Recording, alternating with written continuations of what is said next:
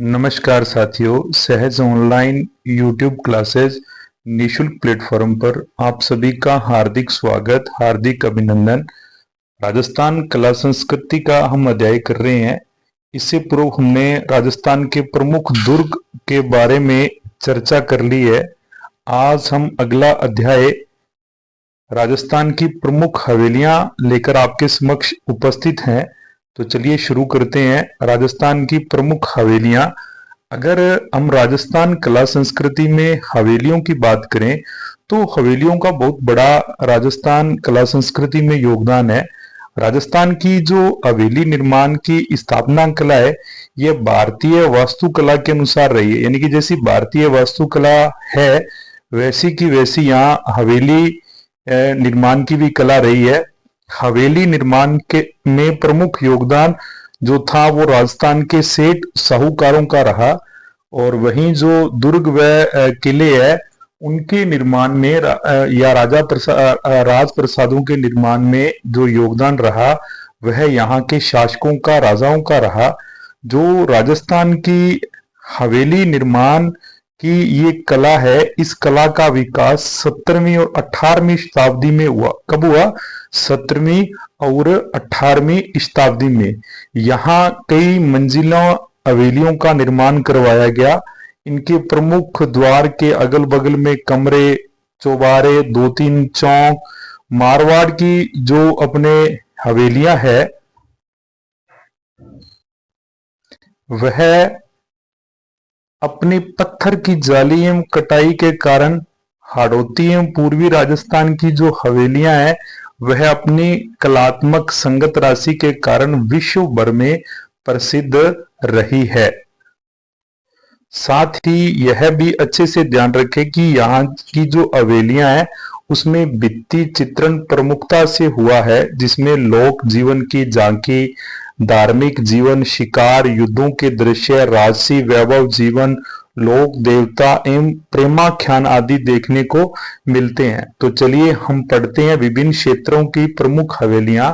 कई बार परीक्षा की दृष्टि से प्रश्न पूछे जा सकते हैं कि निम्न में से कौन सी हवेली शेखावाटी की है या नहीं है, निम्न में कौन सी हवेली वर्तमान में राजस्थान की किस जिले में स्थित है।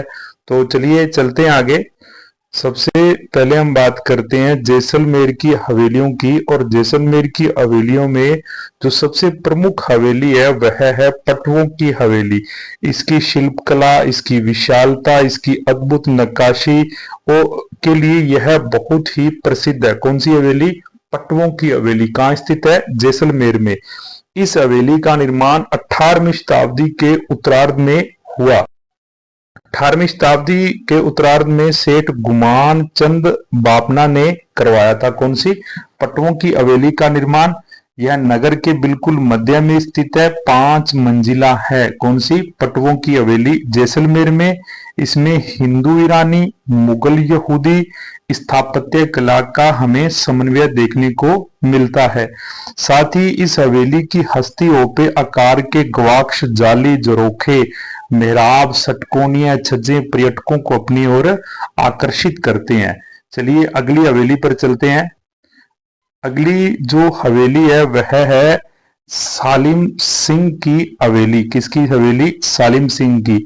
यह जैसलमेर दुर्ग के पूर्वी ढलान पर स्थित इस 9 खंडी हवेली का निर्माण 1815 में दीवान जालिम सिंह ने करवाया, और इन्हीं के नाम पर इस हवेली का नाम जालिम सिंह की हवेली पड़ा। अब इस हवेली में 7 खंड पत्थर के तथा ऊपर की जो 2 खंड है वो कास्ट यानी कि वो लकड़ी के बने हुए हैं। इन्हें क्रमशः रंग महल व शीश महल कहते हैं। यानी कि रंग महल और शीश महल जो निर्माण है वो किससे करवाया गया? वो लकड़ी से करवाया गया। और किस हवेली में? सालिम सिंह की हवेली। कहाँ? जैसलमेर में। वर्तमान में इन्हें जहाज महल और मोती महल भी कहा जाता है। अगली जो हवेली है उसका नाम है नथमल की हवेली। कौन सी? नथमल की हवेली। शिल्पकला की दृष्टि से यह अनूठी हवेली है। इसका निर्माण 1881 से 1885 के मध्य करवाया गया था। और यह जो नथमल की हवेली है ना जैसलमेर की, इस हवेली के द्वार पर पीले पत्थरों से निर्मित दो हाथी द्वारपालों का आभास करवाते हैं। किस हवेली में? नथमल की हवेली में। प्रश्न आ जाए कि निम्न में किस हवेली के द्वार पर पीले पत्थरों से निर्मित दो हाथी द्वारपालों का आभास करवाते हैं, तो हमारा उत्तर क्या रहेगा? नथमल की हवेली। और उन हाथी है वो जो उनके हाथी एवं लालू नामक दो भाइयों ने इस हवेली पर शिल्पी का क्या किया था? कार्य किया था। जैसलमेर के उपरांत हम अध्ययन कर रहे हैं अभी शेखावाटी की जो हवेलियां, शेखावाटी नहीं यानी कि चूरू, सीकर व झुंझुनू, और इनके निर्माण के बारे में भी हम पढ़ते हैं। कला की दृष्टि से यह भी अपने अपने आप में अनुपम है। और ये जो शेखावाटी की हवेलियां है, इनमें रामगढ़, मुकंदरगढ़, पिलानी, चूरू, बिसाऊ, मलसीसर आदि स्थानों की जो हवेलियां हैं उनका वो क्या उत्कृष्ट है। और जो शेखावाटी क्षेत्र की हवेलियां हैं, इनमें भित्ति चित्रण में पौराणिक ऐतिहासिक विषयों का चयन, स्मरण, प्राकृतिक रंगों का प्रयोग, धार्मिक चित्र, शिकार एवं युद्ध के दृश्य, लोक देवताओं, प्रेमाख्यान, राजसी वैभवपूर्ण जीवन, राधा कृष्ण की लीलाओं का जो अंकन है यह प्रमुखता के साथ किया गया है। और जो शेखावाटी के भित्ति चित्रण में लोक जीवन की झांकी सर्वाधिक देखने को हमें मिलती है। अब ये जो शेखावाटी क्षेत्र की जो हवेलियां है, इसमें ब्रेस्को की साधारण विधि और ब्रेस्को सेंको व ब्रेस्को बुनो की विधियों का प्रयोग किया गया है। वहीं अगर हम बात करें कि फ्रेस्को सेको क्या है, यह ड्राई फ्रेस्को है। कैसे? इसमें ना जो हवेली या किसी राजप्रसाद की जो दीवार है, इसमें जो सूखी दीवारों को चूने के पानी में भिगोकर गीले रहते हुए पेंट किया जाता है। यानी कि जो दीवार है वह क्या रहेगी? गीली रहेगी। और इस तकनीक में गीली दीवार को ही पेंट कर दिया जाता है। इस तकनीक में जो रंग है वो प्लास्टर में नहीं घुसते, यानी कि जो रंग है वो प्लास्टर में नहीं घुसते, बल्कि सतह पर एक फिल्म का क्या करते हैं? निर्माण कर देते हैं। किस तकनीक में? फ्रेस्को सेको में, यानी कि गीली दीवार पर पेंटिंग, सूखी दीवार पर चूने के पानी में भिगोकर क्या करना? पेंट करना। और अगर हम बुनो फ्रेस्को की बात करें तो इसमें क्या होता है कि जो गीले चूने के मोर्टर या प्लास्टर पर पानी में पिसे हुए पिगमेंट से पेंटिंग की जाती है। यानी कि प्लास्टर की जो रासायनिक बनावट के कारण इसमें बाइंडर की जरूरत नहीं होती। इसको ना कई बार सीधा यूं भी पढ़ा जाता है कि फ्रेस्को जो सेको है वो सूखी दीवार पर पेंटिंग, और फ्रेस्को बुनो यानी कि गीली दीवार पर क्या करना? पेंटिंग करना। अब हम बात कर रहे हैं शेखावाटी क्षेत्र की जो प्रमुख हवेलियां, उन पर चर्चा कर रहे हैं आगे। शेखावाटी क्षेत्र में पहले बात करेंगे नवलगढ़ की। और नवलगढ़ में पोदार हवेली, रूप निवास, भक्तों की हवेली, बगेरियों की हवेली, 8 हवेली कॉम्प्लेक्स, रूप निवास महल, चौखानी परिवार की हवेली, गिरावड़ी परिवार की हवेलियां आदि प्रमुख है। यह कस्बा शेखावाटी की स्वर्णकारी के नाम से प्रसिद्ध है। कौन सा?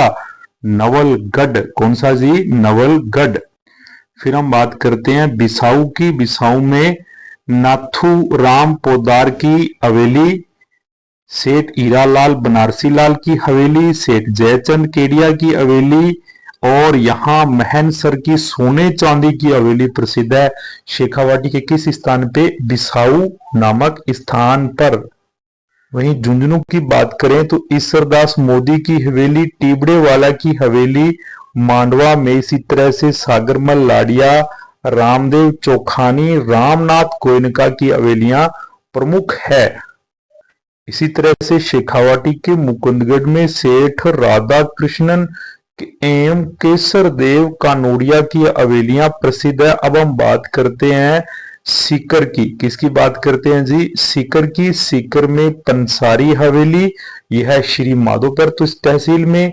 केडिया एवं राठी की हवेली लक्ष्मणगढ़ में, गौरीलाल बियानी की हवेली सीकर में, ताराचंद रोहिया की हवेली रामगढ़ में स्थित है। फिर हम बात करते हैं चूरू की।